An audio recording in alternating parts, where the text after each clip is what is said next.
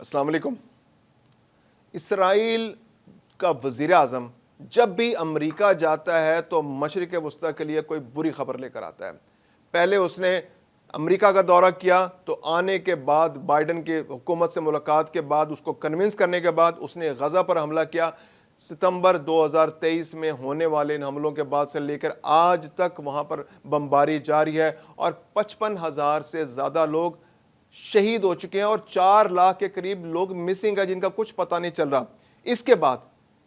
Netanyahu फिर America गया और जाके उसने कन्विंस किया और वहां से वापस आया और उसने ईरान पर हमला किया और ईरान पर पूरी एक जंग मुसल्लत कर दी। 12 रोज जारी रहने वाली इस जंग में ईरान के बहुत से एटमी साइंसदान, पासदारान की लीडरशिप, फौजी क़यादत, उनको निशाना बनाया गया, टारगेटेड ऑपरेशन हुए और उनको शहीद कर दिया गया। उसके बाद जो सेकंड टीयर सामने आई उनको भी शहीद कर दिया, जो थर्ड टीयर साइंसदानों की आई उनको भी शहीद कर दिया गया। अमेरिका के साथ मिलकर इसराइल ने एटमी रिएक्टर्स तबाह कर दिए ईरान के। और अब नेतन्याहू फिर अमेरिका में बैठा हुआ था। मुबस्सरीन का ख्याल था कि ये फिर कोई नौसत की खबर वहां से लेकर आएगा और वही हुआ। आते ही नेतन्याहू ने इस शाम पर हमले कराए, दमिश्क पर, सदारती महल पर हमला किया, सदारती महल के अलावा वजारती दफा की भी इमारत पर हमला किया। ये बेसिकली शाम की सॉवरेनिटी पर, शाम की इक़्तिदार आला पर, शाम की आज़ादी पर, शाम की खुद मुख्तारी पर एक बहुत बड़ा हमला था। दुनिया तवक्को कर रही थी कि शाम और इसराइल के दरमियान स्ट्रेटेजिक ताउन बनेगा, सिक्योरिटी एग्रीमेंट्स होंगे, क्योंकि अब जिस तरह खित्ते में एक बहुत बड़ी तब्दीली आई बशर अल-असद की गवर्नमेंट को, अहमद शरा की मलेशिया ने, जो इनकी मुजाहिदीन का एक ग्रुप था, उसने जिस तरह से इस गवर्नमेंट को हटाया और तुर्की की पूरी मदद हासिल थी, सऊदी अरब की पूरी मदद हासिल थी, अमेरिका की भी तायद हासिल थी इस हमले में इसको, तो तवक्को ये की जा रही थी खित्ते के अंदर एक ऐसा मुल्क मौजूद होगा जिस पर से अमेरिका ने फौरी तौर पर पाबंदियां भी हटा दी कि जो इसराइल के लिए नर्म गोशा रखेगा, इसराइल के साथ ताउन बढ़ाएगा और इसराइल के साथ उसके एग्रीमेंट्स होंगे, कम से कम सिक्योरिटी एग्रीमेंट्स होंगे कि वो एक दूसरे पर हमला नहीं करेंगे। लेकिन इसराइल बिल्कुल किसी भी तरह की फ्लेक्सिबिलिटी शो करने के लिए तैयार नहीं है। वो ग्रेटर इसराइल की जानिब हर मुमकिन तेजी से कदम बढ़ाना चाहता है और उसमें उसको अमेरिका की भी मदद हासिल है। अमेरिका ने अगरचे इस शाम पर से पाबंदियां हटा ली हैं, लेकिन इसके बावजूद इसराइल किसी भी किस्म की रियायत देने को तैयार नहीं है और अमेरिका के अंदर मौजूद जो यहूदी लॉबी है वो भी पूरी तरह इसराइल की तायद कर रही है। अगरचे डोनाल्ड ट्रंप की इंतजामिया, ट्रंप इंतजामिया जो है वो इन हमलों के खिलाफ है, खित्ते के ममालिक बाकी जो हैं वो भी खित्ते पे इसराइल की इस जो जारियत की इसकी जो है मुज़म्मत कर रहे हैं, लेकिन इसके बावजूद इसराइल किसी पर कान नहीं धर रहा।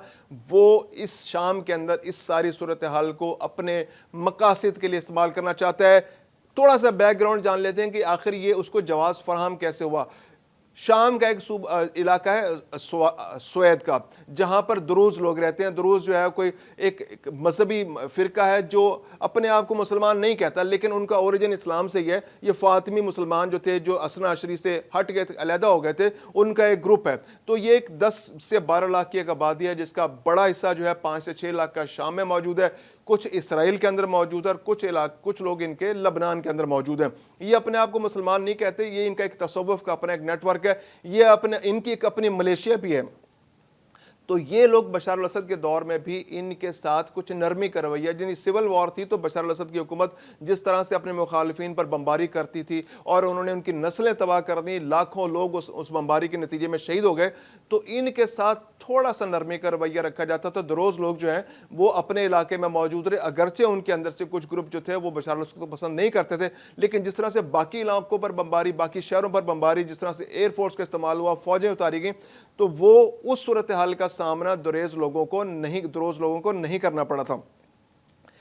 ये सूरत हाल उस वक्त ट्रिगर हुई कि दरोज के जो लोग थे उनके एक शख्स को, जो कबायली बद्दू थे, उन्होंने अगवा कर लिया और जो ये जो अगवा से जो लड़ाई शुरू हुई तो बद्दुओं और आपस में दरोज का जो है आपस में अस्करी तसादुम हो गया, जिसके बाद उस इलाके में शामी अफवाज भी आ गए। शामी अफवाज का इंटरेस्ट इस सारी सूरत हाल में यह है कि वो जल्द अज जल्द शाम के हर इलाके में अपना पूरा कंट्रोल बनाना चाहते हैं ताकि जल्द अज जल्द उसकी खुद मुख्तारी बहाल हो और ये एक मुकम्मल मुल्क के तौर पर सामने आए। दूसरी जानिब अमेरिका, इसराइल और बाकी जो वेस्टर्न ममालिक है उनका इंटरेस्ट इसके अंदर है कि शाम एक फ्लेक्सिबल सा, एक टूटा फूटा, बिखरा हुआ ایک ملک ہو جس کے اوپر جب وہ چاہیں بمباری کر دیں, جس کے اوپر چاہیں جب وہ حملہ کر دیں, جس پر چاہیں وہ اس کو ٹکڑے ٹکڑے کر دیں, اور ان کا جو گریٹر اسرائیل کا جو پلان ہے اس پر فوری طور پر عمل ہو سکے اور اس کے درمیان کوئی بھی رکاوٹ نہ آئے. اور جب اس حکومت کو ہٹانے سے انہوں نے بشار الاسد کی حکومت کو ہٹانے کے لیے ایک حالات پیدا کیے, تو اس حکومت کو بھی جب وہ چاہیں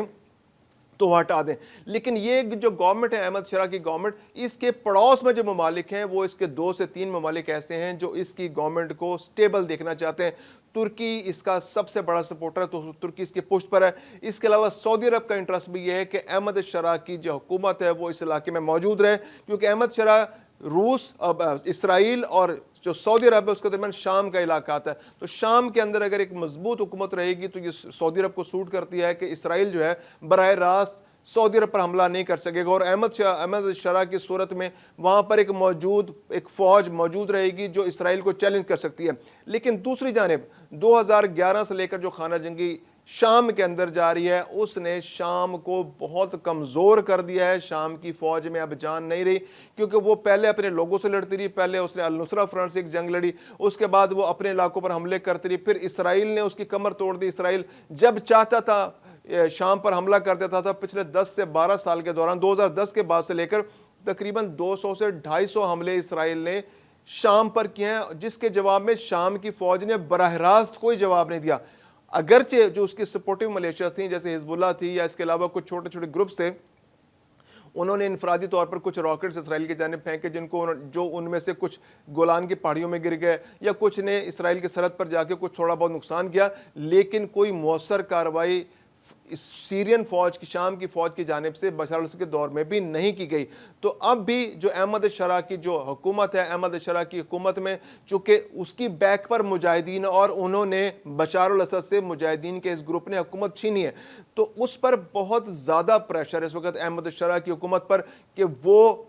جو اسرائیل کے اس حملے کا کس طرح جواب دے, کیونکہ یہ کوئی پولیٹیکل گورنمنٹ اس طرح سے نہیں ہے, یہ ایک مجاہدین کے گروپ کی حکومت ہے. تو ان کے اوپر جو دباؤ ہے جو ودن دا اس گروپ کہ یہ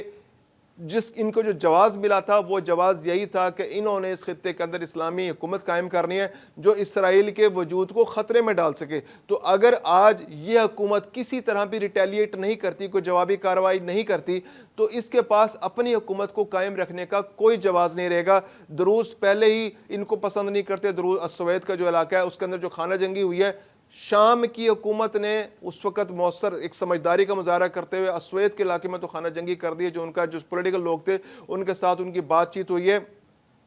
اور اس بات چیت کے نتیجے میں ایک خانہ جنگی ہوگی اور اب وہاں سے شامی فوجیں واپس آ رہی ہیں. لیکن جو وہاں پر ملیشیا ہے وہ ملیشیا اب بھی خانہ جنگی جاری رکھنے پر اصرار ہے, اور انہوں نے کہا ہے کہ ہماری طرف سے جنگ ختم نہیں ہوئی, ہم اس جنگ کو جاری رکھیں گے, اور یہ جنگ اس وقت تک جاری رہے گی جب تک ہم اپنی خود مختاری کی طرف قدم نہیں بڑھا دیتے. تو اس وقت اسرائیل کا انٹرسٹ یہ ہے کہ شام کے اندر خانہ جنگی دوبارہ شروع ہو جائے, شام کی حکومت یا تو جنگ کی طرف آ جائے. اور اس وقت جو شام کے پاس آپشنز یہی موجود ہیں کہ احمد شرح کے پاس نہ تو راکٹس ہیں, نہ اس طرح سے اس کے پاس ایئر فورس ہے کہ جو اسرائیل کے خلاف جوابی کارروائی کر سکے, نہ اس کے پاس میزائل ٹیکنالوجی ہے, اس کے پاس صرف اور صرف افرادی قوت موجود ہے, اس کے پاس مجاہدین موجود ہیں. اگر کسی وجہ سے یہ مجاہدین اس جانب کا رخ کر لیتے ہیں تو اسرائیل کو ان کو ٹیکل کرنا کافی مشکل ہو جائے گا, ایک بہت بڑی جنگ کی صورت پیدا ہو سکتی ہے. اور یہ ایک ایسی جنگ ہوگی جس کے اندر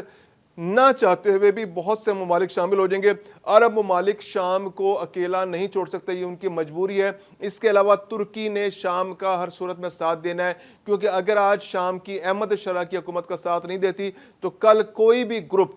ترکی, سعودی عرب یا کسی دوسرے عرب ملک کے کہنے پر اسلحہ نہیں اٹھائے گا اور اسرائیل کے خلاف اکٹھا نہیں ہوگا. اور ایران کے اس موقف کو بھی تائید ملے گی کہ بشار الاسد کی جو گورنمنٹ تھی وہ زیادہ مؤثر تھی, اس کو غلط طور پر ہٹایا گیا کیونکہ وہ اسرائیل کے لیے تھریٹ تھی, اور یہ لوگ تو آتے ہی اسرائیل کے سامنے بالکل لیٹ گئے اور انہوں نے کوئی ریٹیلیٹ نہیں کیا. تو احمد شرح کی جو حکومت ہے, جو احمد شرح کی جو فوج ہے, احمد شرح کا جو گروپ ہے, اس پر بہت زیادہ دباؤ ہے کہ وہ اسرائیل کے خلاف فوجی کارروائی کریں, کسی بھی قسم کی کارروائی کریں. خاموشی ان کی جانب سے اختیار کی گئی ہے, مذمت کی گئی ہے, دوست ممالک سے کہا گیا ہے, یو این سے کہا گیا ہے کہ وہ اسرائیل کو اس جاریے سے دور رکھیں. تو اس وقت احمد شرح پر دباؤ بہت زیادہ ہے کہ وہ کس طرح سے اسرائیل کے اس حملے کا جواب دیں گے, کیونکہ اسرائیل نے احمد شرح کے گھر پر حملہ کیا ہے, صدارتی محل پر حملہ کیا ہے, وزارت دفاع پر حملہ کیا ہے, اور ایک نیو نارمل جیسے بھارت جو انہوں نے غزہ کے معاملے میں کیا تو بھارت ہمارے ساتھ نیو نارمل طے کرنا چاہتا تھا کہ نیو نارمل آج کا یہ ہے کہ اسرائیل جب چاہے گا سیریا کے کسی بھی علاقے، کسی بھی جگہ، کسی بھی مرکز پر حملہ کرے گا. اگر شام اس کا جواب نہیں دیتا تو یہ نیو نارمل پرسسٹ کر جائے گا.